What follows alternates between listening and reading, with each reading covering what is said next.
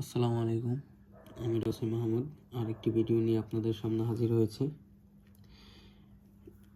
একটি দ্রব্য 380 টাকায় বিক্রি করায় 20 টাকা ক্ষতি হলো, ক্ষতির শতকরা হার কত?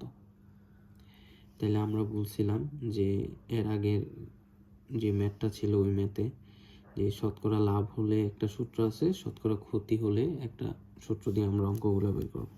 তাহলে যেহেতু শতকরা ক্ষতি হয়, তাহলে শতকরা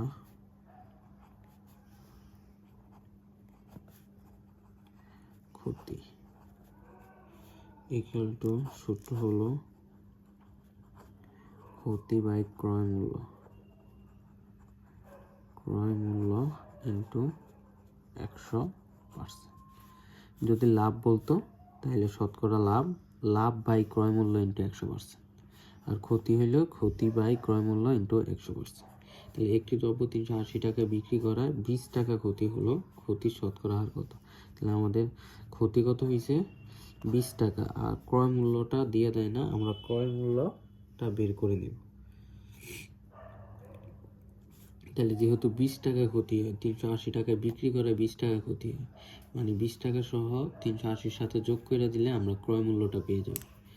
তাহলে সুতরাং ক্রয় মূল্য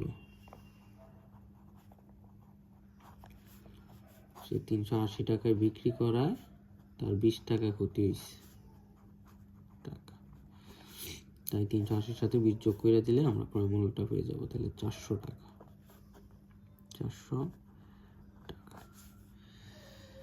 তাহলে এবার পায়ে গেছি সব কিছু, আমরা এখানে বসিয়ে দিই।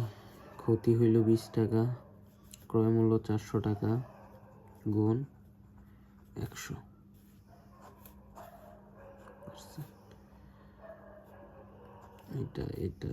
এটা যে এভাবে কাটাকাটি কোনো নিয়ম নাই, তারপরেও যে যদি চাকরির কোনো পরীক্ষায় আসে তাইলে এভাবে শর্টকাট খালি করে দেবেন। 4 5 20, তাহলে 5%।